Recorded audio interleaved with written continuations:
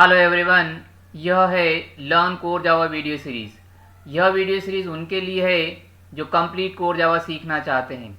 यह इस video series का वीडियो नंबर 43 है। इस वीडियो में हम इंटरफेस के बारे में समझेंगे। So let us get started. Very first I would like to tell you that there are two ways to achieve abstraction in Java. First is abstract class and the second is interface. Java के अंदर abstraction achieve करने के दो तरीके होते हैं, एक है abstract class और दूसरा है interface. In the previous video we discussed about the abstract class. In this video we will discuss about the interface. So if we want to define the interface, interface can be defined in this way.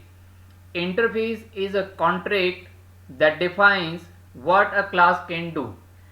कहने का मतलब है कि interface एक तरीके से contract है जो यह डिफाइन करता है कि एक क्लास क्या कर सकती है। कहने का मतलब यूँ है कि इंटरफेस एक तरीके से एक ब्लूप्रिंट होता है और वह जो ब्लूप्रिंट है उसकी सब क्लास बनाने के लिए क्रिएट किया होता है। यानी जो हम इंटरफेस की सब क्लास बनाएंगे वह एज इट इज़ वही मैकेनिज्म को फॉलो करेगी जो कि इंटरफेस ने डिफाइन किए हुए हैं। अब हम इंटरफेस को प्रैक्टिकली समझने के लिए एक प्रोग्राम क्रिएट करते हैं। तो इंटरफेस बनाने के लिए हमें इंटरफेस कीवर्ड का यूज़ करना पड़ता है, जैसा कि हमने यहाँ पे किया हुआ है। मैंने लिखा है इंटरफेस डिक्लेयर करने के लिए इंटरफेस ड्राइबल। नेक्स्ट, इंटरफेस के अंदर मेथड को डिक्लेयर करने के लिए मैंने लिखा हुआ है void draw, और उसके बाद में हमने यहाँ पे सेमीकोलन दे दिया है। मेथड की बॉडी को हमने प्रोवाइड नहीं किया हुआ है, यानी यह जो मेथड है वो एब्स्ट्रैक्ट है, किंतु इस मेथड को डिक्लेयर करते समय मैंने एब्स्ट्रैक्ट कीवर्ड को नहीं लिखा हुआ है। वो इसीलिए क्योंकि जो इंटरफेस की मेथड्स होती है वह बाय डिफ़ॉल्ट पब्लिक एब्स्ट्रैक्ट होती है। यदि आप पब्लिक एब्स्ट्रैक्ट डिक्लेरेशन के साथ में लिखो या नहीं लिखो, पब्लिक एब्स्ट्रैक्ट वहाँ पर है। नेक्स्ट, हमने एक क्लास सर्कल बनाने के लिए लिखा क्लास सर्कल इम्प्लीमेंट्स ड्राइबल, यानी जब भी हमें किसी क्लास में किसी इंटरफेस को इनहेरिट करना होता है तो हम इम्प्लीमेंट्स कीवर्ड का यूज़ करते हैं। नेक्स्ट, अब यह जो सर्कल क्लास है यह ड्राइबल इंटरफेस को इम्प्लीमेंट कर रही है, तो सर्कल क्लास के लिए यह जरूरी है कि इंटरफेस की जो मेथड है उसको यहाँ पे ओवरराइड करे, अदरवाइज हमारा कोड जो है वह कंपाइल नहीं होगा। सो मेथड को ओवरराइड करने के लिए मैंने लिखा हुआ है पब्लिक वाइड ड्रा, और मेथड की बॉडी में मैंने लिख दिया system.out.println ड्राइंग सर्कल। नेक्स्ट, हमने फिर एक क्लास डेमो क्रिएट किया जो कि मेन क्लास है। इसके अंदर हमने मेन मेथड को डिफाइन किया। मेन मेथड में सबसे पहले मैंने ड्राइबल का एक रेफरेंस वेरिएबल डी क्रिएट किया, और उसके बाद में सर्कल का ऑब्जेक्ट बनाने के लिए लिखा हुआ है न्यू सर्कल। यहाँ पे हमने ऑब्जेक्ट जो है वह सर्कल का बनाया हुआ है, किंतु जो रेफरेंस वेरिएबल है वह ड्राइबल का बनाया हुआ है। यहाँ पे एक चीज़ ध्यान रखिएगा कि जो इंटरफेस है उनके रेफरेंस वेरिएबल तो बनाए जा सकते हैं, किंतु interfaces can not be instantiated. Okay, interface का कभी भी हम ऑब्जेक्ट नहीं बना सकते, इसलिए मैंने यहाँ पे सब क्लास का ऑब्जेक्ट बनाया हुआ है।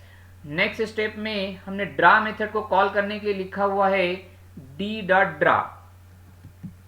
जब हम यहाँ पे d.ड्रा मेथड कॉल करेंगे तो ऑब्वियसली ऑब्जेक्ट सर्कल का है, तो सर्कल की ड्रा मेथड कॉल होगी, और यह मेथड जब कॉल होगी तो हमें आउटपुट में मिल जाएगा ड्राइंग सर्कल।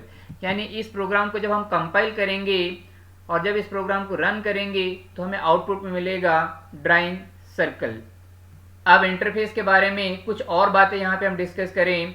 यहाँ पे हमने एक इंटरफेस शेप बनाया हुआ है और उसमें मैंने एक वेरिएबल डिक्लेयर किया हुआ है float pi equal 3.14 f, that is float value. यहाँ पे आप एक चीज़ ध्यान रखिएगा कि जो इंटरफेस के वेरिएबल्स होते हैं वह बाय डिफ़ॉल्ट पब्लिक, स्टैटिक और फाइनल होते हैं।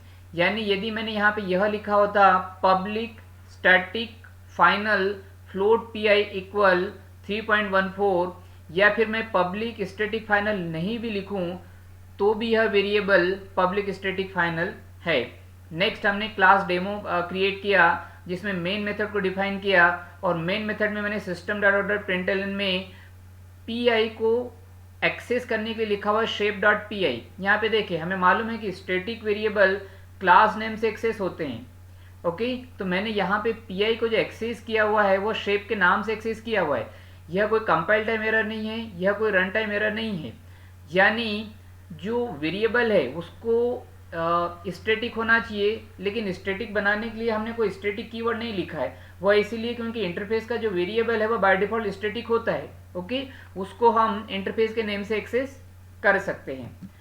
नेक्स्ट स्टेप में मैंने क्या किया, यहाँ पे देखें क्या लिखा हुआ है, shape dot P I equal 4.5, यानी मैं पी आई की वैल्यू को चेंज करने की कोशिश कर रहा हूँ।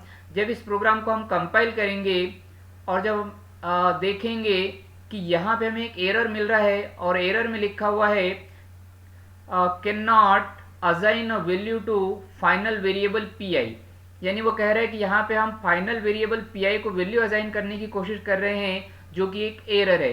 किंतु फाइनल वेरिएबल बनाने के लिए हमें मालूम है कि हम फाइनल कीवर्ड का यूज़ करते हैं, पर मैंने यहाँ पे पी आई के आगे फाइनल कीवर्ड का यूज़ नहीं किया हुआ है।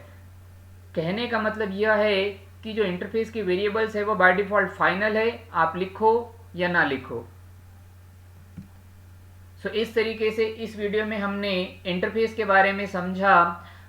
कोर जावा से रिलेटेड अन्य टॉपिक को समझने के लिए आप इस learn core Java video series के अन्य वीडियोस भी देखें, और जावा से रिलेटेड कोई भी क्वेरी आपके पास में है, कोई भी क्वेश्चन आपके पास में है, तो उसको कमेंट बॉक्स में अवश्य लिखें।